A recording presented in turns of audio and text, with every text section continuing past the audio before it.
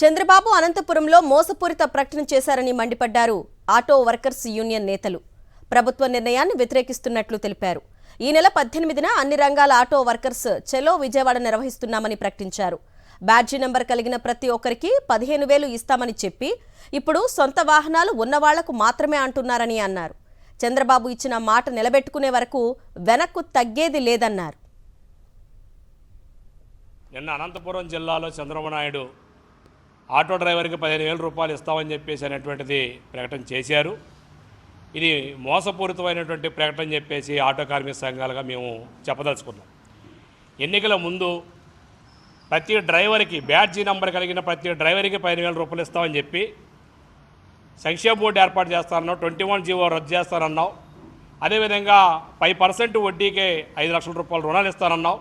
Petrol diesel gas ధరల మీద వేసేటువంటి వ్యాట్ని రద్దు చేస్తామని చెప్పినటువంటి పెద్ద మనిషి కేవలం నిన్న 15,000 రూపాయలతోటి కంటి తురుపు చర్యగానే మేము భావిస్తున్నాం.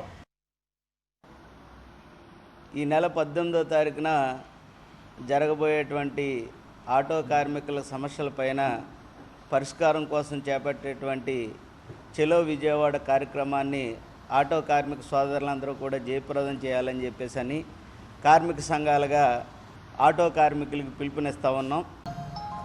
ఫ్రీ బస్సులు, ఉచిత బస్సులు వలన అనేక గ్రామాలలో కానీ, మండలాల్లో కానీ, జిల్లాల్లో కానీ, పట్టణాల్లో కానీ ఆందోళన చేశారు ఆటో కార్మికులు. కంటి తుడుపుగా 15,000 అనంతపురంలో మీరు ప్రకటించడం దుర్మార్గం.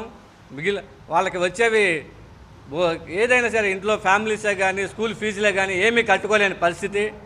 ఓలా, ఊబర్, ర్యాపిడో, బైకులు కూడా నడుపుతున్నారు. ఆటో వారికి ఎటువంటి ఉపాధి కోల్పోయింది.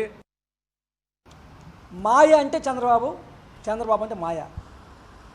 14 నెలల దాకా మా విషయం మాట్లాడలేదు. మొన్న ఆగస్టు 15న సిరిశక్తి పథకం పెట్టి ఆటో కార్మికుల బాధలు ఎంచడం కోసం మంత్రివర్గ ఉపసంఘం ఏర్పాటు చేశా అన్నారు.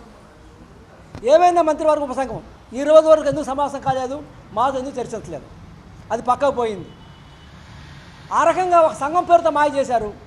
ఇవాళ నిన్న మొత్తం కార్మికులకి, డ్రైవర్లందరికీ నేను పథకం ఇస్తా అని చెప్పిన పెద్ద మనిషి కేవలం ఓనర్ కమ్ డ్రైవర్లకు వచ్చే విధంగా ఈ పథకం అమలు చేస్తే చాలా నష్టం జరుగుద్ది.